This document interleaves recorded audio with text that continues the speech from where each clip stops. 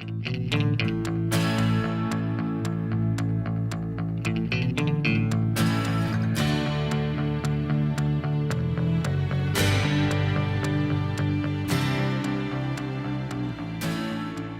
delighted to have all of you joining us today. I'm Jennifer Deeds, Vice President and Communications Director for Silicon Valley AUVSI. Thank you for joining Silicon Valley AUVSI for the first installment in a two-part webinar series focused on IP protection, trademark basics, copyrights, and how to fund these business essentials. We believe you'll really enjoy our webinar today. And if you do, please stay on the lookout for an email to register for part 2, which will focus on trade secrets. Hear from experts at DOJ, FBI, and more. Stay tuned.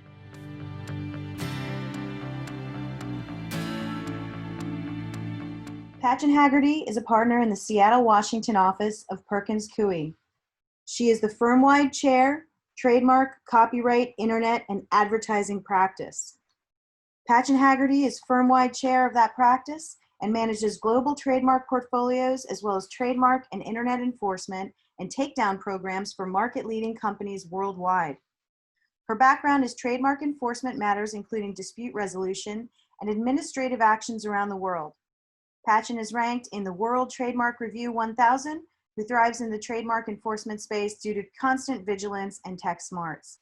Also recognized for trademark prosecution, Patchen's experience extends across numerous industry sectors, including retail and consumer, software, augmented and virtual reality, financial services, blockchain technology, social media platforms, and more. In her practice, Patchen regularly manages trademark opposition and cancellation proceedings and trademark application appeals before the Trademark Trial and Appeal Board, as well as counsels clients on complex and strategic legal and business matters relating to trademark, trade dress, copyright, domain name, and IP due diligence. Patchen's transactional experience includes assisting clients in the protection, development, commercialization, licensing, assignment, and sale of intellectual property rights and assets. Among her long list of notable professional leadership, Patchen is an enforcement committee member for the International Trademark Association. We are working with Patchen for the first time today, so we are both excited and grateful for her time. Thanks, Jennifer. As she mentioned, I'm Patchen Haggerty, and I'm going to walk through some just basics of trademark protection today.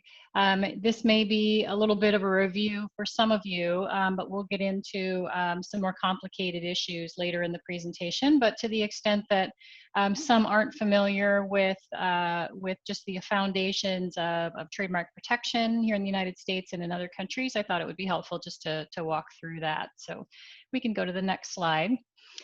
So at a basic level, a trademark is any word, name, symbol, or device that is used to distinguish one party's goods or services from another. So words, for example, are Apple for computers, Bass for shoes, Delta for airplanes. They can be personal names, though you do need to acquire some association between your personal name and the particular offering, like McDonald's for fast food or Tiffany's for jewelry. Symbols are, for example, the Nike swoosh, the Microsoft for Windows. Devices are the shape of product packaging or product configurations. We also call this trade dress, like the Coca-Cola bottle shape. Sounds can also be trademarked. The chimes, when you log into your computer, the Windows sound that it makes, the NBC ding, ding, ding, ding, the MGM Lions roar, those are all trademarked. You can also trademark some things like smell. Chanel No. 5 is a trademarked smell. Color can be trademarked. The Intel Blue, for example, is trademarked. And then more and more, we're moving into some other things like motion marks that we'll likely see protection on soon. So the trigger for determining what's a trademark is whether it can distinguish the source of your particular offerings from your competitors. So if we move on to the next slide.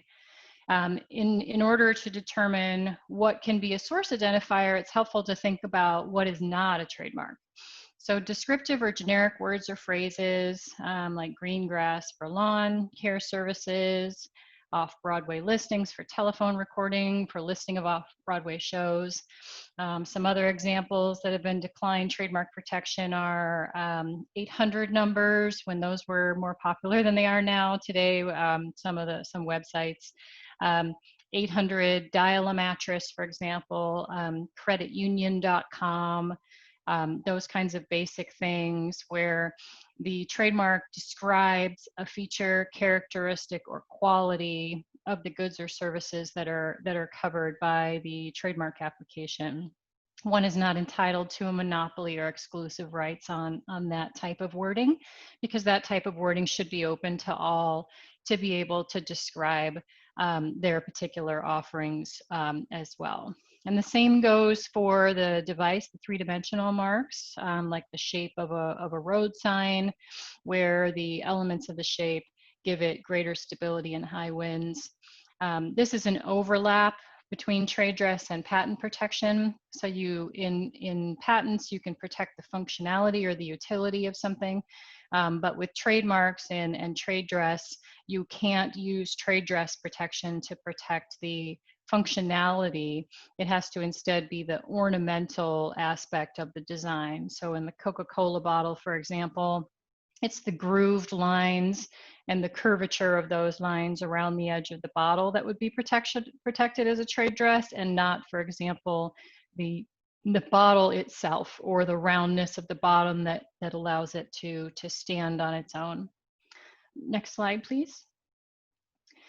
So when thinking about who owns a trademark, the person or company that controls the nature and quality of the products or services offered under the mark, which is usually the party that's actually using the mark, is considered the owner.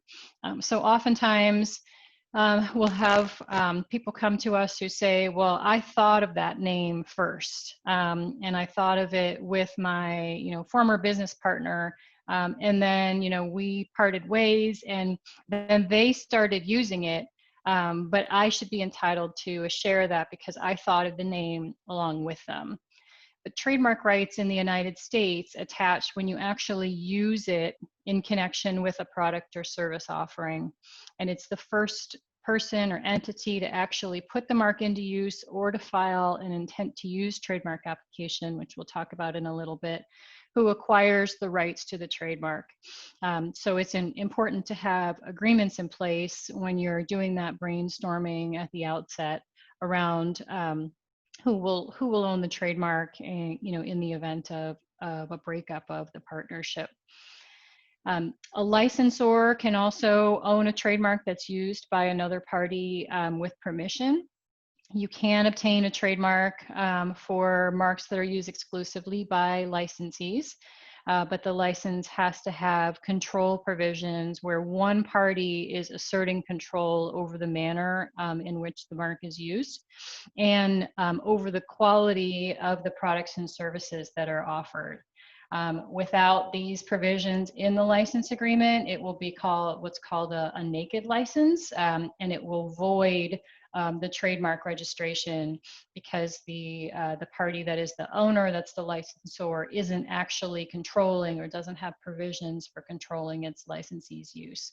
So they can't retain exclusive ownership in that instance.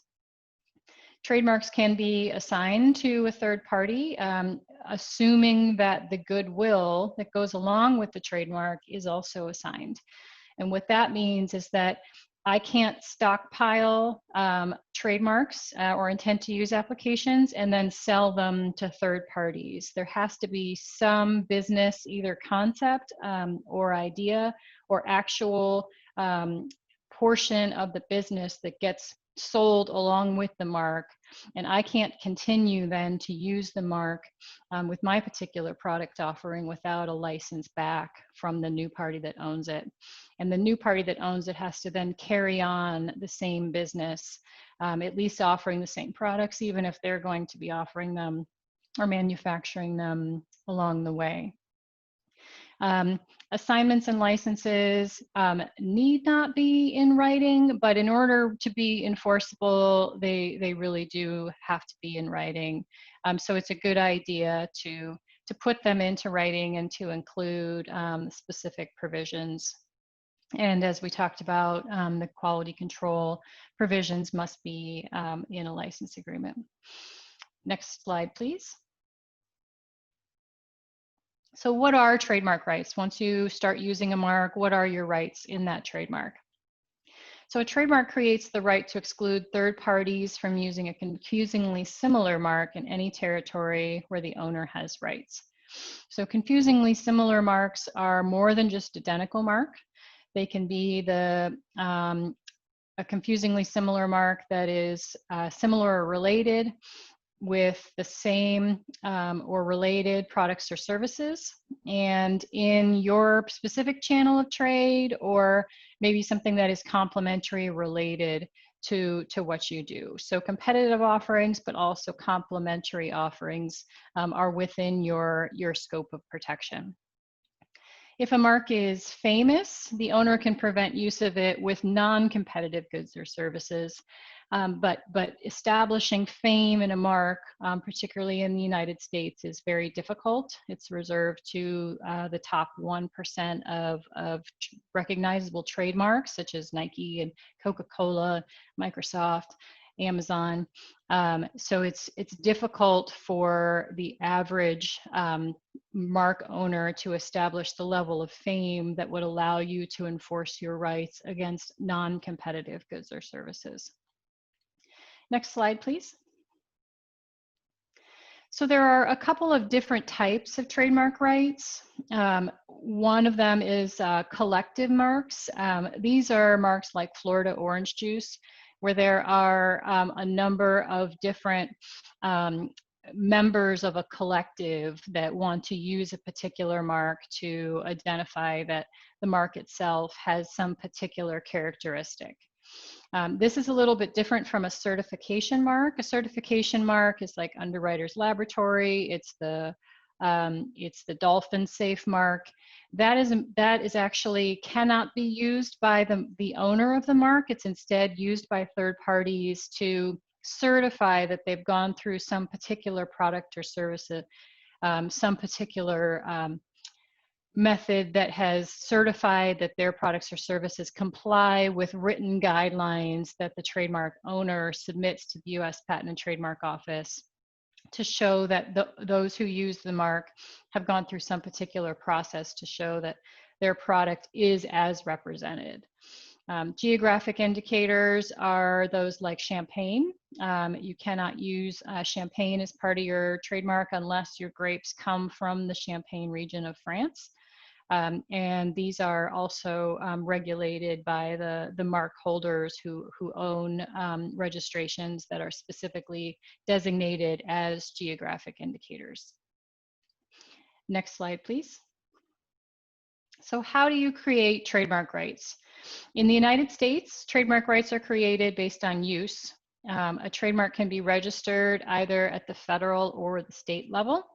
The federal trademark registration gives you rights in all 50 states, regardless of whether you actually offer your products or services in all 50 states. When you register only with your particular state, you of course have protection only in that particular state. Registration enhances your trademark rights in the United States, but it does not create them. It's use that actually creates your rights in the United States. But federal registration does result in significantly greater rights than state. You have the right, for example, have what's called constructive notice, which means that a third party is infringing your rights regardless of whether they know about you or not. You're also deemed to have the rights in the trademark versus having to go into a court and prove that you have those particular rights, that your trademark is capable and does function as a source identifier, and that you are the exclusive rights holder. Next slide, please. So in the US, a trademark will last as long as it remains in use with the goods or services that are covered by the registration. Federal registrations last for 10 years with unlimited 10-year renewals.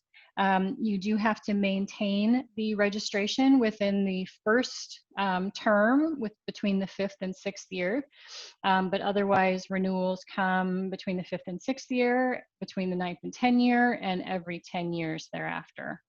State registrations last for varying terms and can be renewed also indefinitely, assuming continuing use.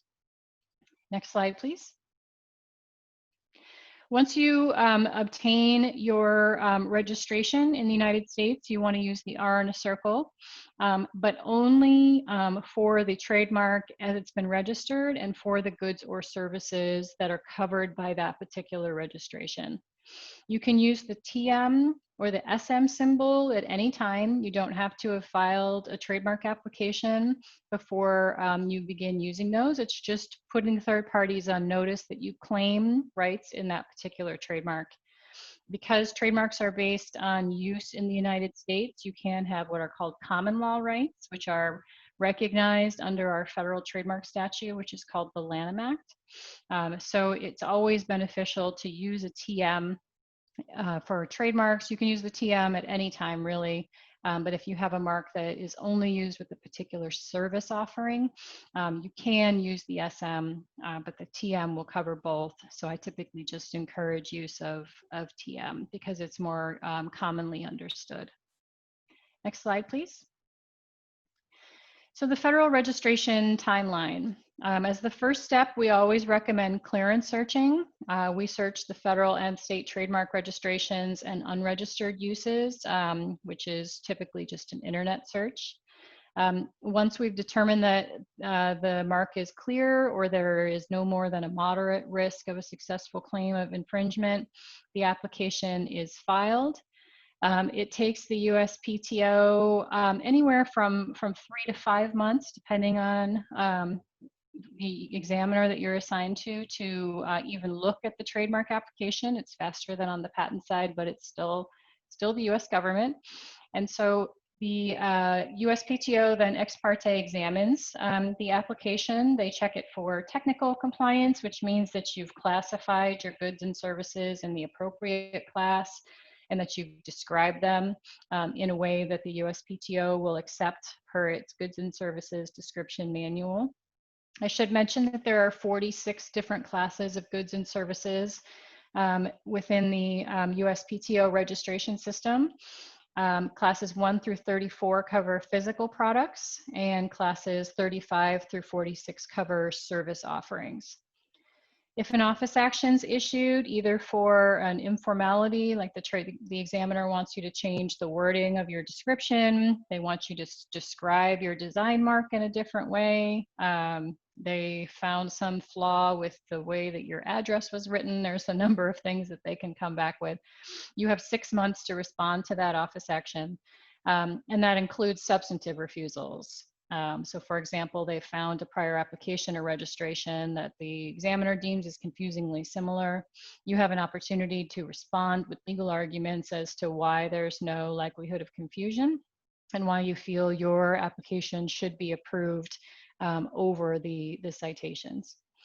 Next slide, please. Once your application is approved, it's published for opposition.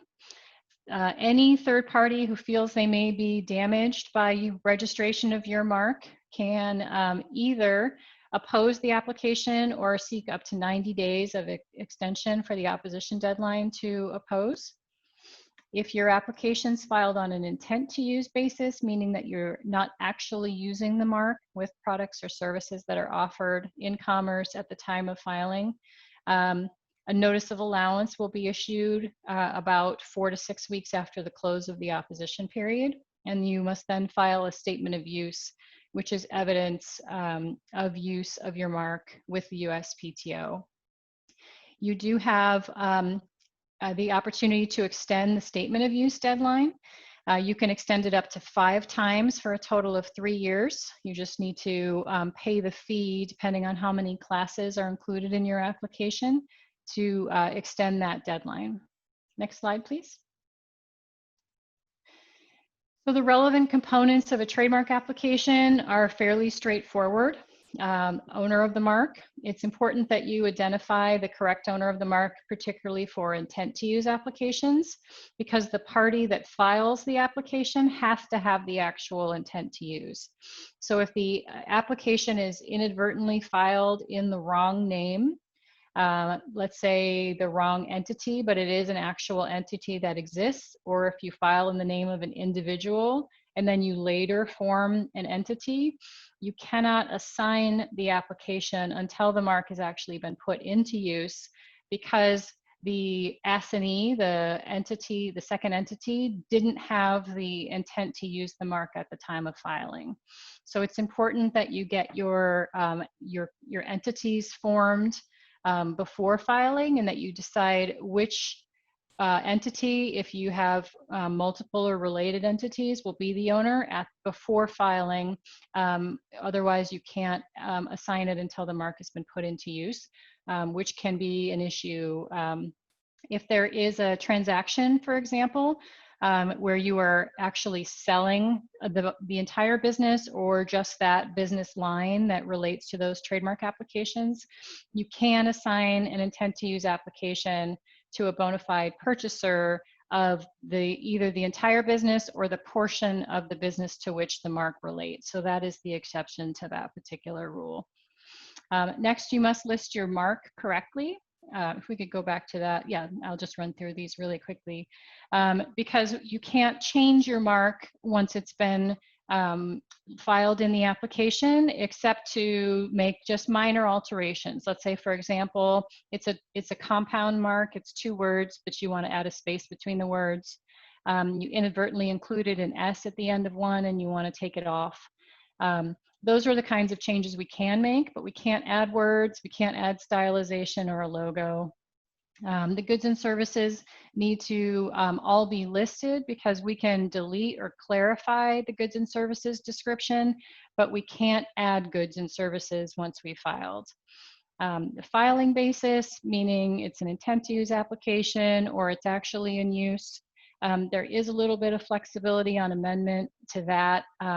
If, for example, the Trademark Office rejects the specimen that we file on an in-use basis, saying that that doesn't constitute use as a trademark, you can then change the filing basis to intent to use and then start anew at that point. And then the specimen, there's very particular requirements for what will and won't be accepted by the USPTO for specimens to show use of the trademark with your particular offerings.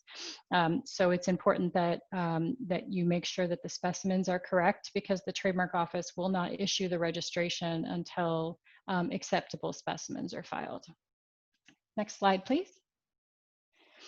So in terms of the goods and services that are included within the application, in the United States, we have a requirement that you must be either have an intent to use or must be using the trademark with all of the goods and services that are listed in the application. And then similarly, when the statement of use is filed, it must cover only those goods or services that are actually in use. So we need to be very clear and explicit and avoid using either common terms or terms that are trademarked. For example, a while back, an examiner wouldn't let us include the word hoodie in a trademark application specification because they said it was part of a registered trademark. So there are things that we need to avoid. And as I mentioned, you can narrow or clarify, but you can't expand or substitute new goods or services. In addition to the filing bases we've already talked about, you can also file on the basis of a foreign application or registration if your entity or you personally are domiciled outside of the United States. So if you live in another country or you have an entity that is based in another country, you can file an application in that country and then file into the United States designating that foreign application or registration. And the benefit of that is it removes the use requirement in the United States if you can base your US application on a foreign application or registration, meaning that you don't have to show use in the United States until filing that you make between the 5th and 6th year of registration. Next slide, please.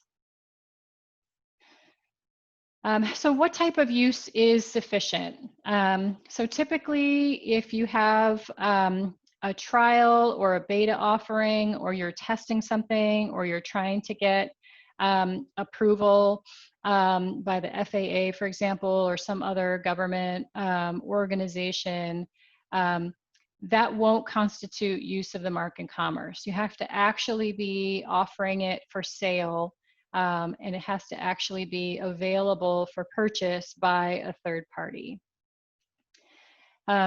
When you're filing the statement of use or the declaration of use, you want to make sure that it's being signed by someone with knowledge of everything that is covered by the declaration. So for that reason, we don't usually have the lawyers sign it. We usually have the actual applicant sign it. And that way, if the use is ever called into question, the person who signed it is the person who has knowledge and can best testify to that. Next slide, please. So if you receive an office action, you typically then you have 6 months to file a response. If the trademark office isn't satisfied by that, it will issue another office action. If it's non-final, you have another opportunity to respond. But if it is final, then you either have to file what's called a request for reconsideration or appeal it. And every application is eventually either abandoned or published for opposition. Next slide, please. So likelihood of confusion can occur at the point of sale, or there's something called initial interest confusion, meaning that you may be confused and then you go to a website and you realize it's not confusing, or it can occur after the point of sale. All of those are still actionable in terms of what's considered confusing. And I'm just going to kind of speed up a little bit because I know I'm running to the end of the time. So let's go to the next slide. Let's go ahead to the next slide here. And the next slide. Okay, so I'll just quickly run through when you're arguing about a likelihood of marketplace confusion, you know, considering in the clearance. Okay, great. The Trademark Office and in opposition and cancellation proceedings use a different standard than what would actually be used in court. So typically, if you're going to be in court, you're going to be in federal court, but it's possible that you could also be in state court. So we'll just kind of run through some of those factors in the next slide here. So the Trademark Trial and Appeal Board uses something called the DuPont factors, which is similarity of the marks in their appearance, in the sound, and what they mean, and then the similarity in the nature and the goods and services, where the goods are likely to be sold, how expensive they are, how complicated they are, whether the prior mark is famous, whether there are a lot of other third-party uses, and whether anyone's actually been confused. So these are important both when you're selecting a mark and you're considering how close could I get to someone else's mark, or if you find something that's similar to the mark that you just have your heart set on. You have to remember that the confusion analysis is quite complicated. And if we go to the next slide.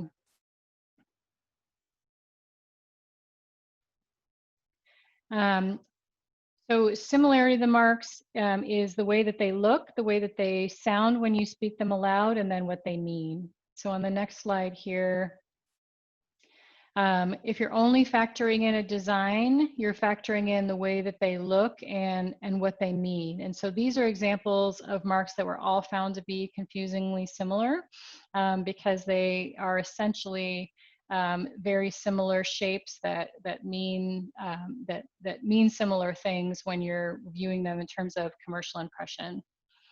Next slide, please. If it's a design plus a word, typically the wording will dominate. So the Trademark Office will oftentimes just completely discount the word the design, and only focus on the word. And it's important to remember too that foreign equivalents are just translated into English. So if you find something that seems similar for a similar offering, the fact that it's in another language won't distinguish it. Next slide, please. So if you have word-only marks, remember that their equivalents in terms of meaning can also be considered confusingly similar in terms when you're selecting a mark or when you're determining whether a third-party mark infringes. So consider synonyms for the words as well. Next slide, please.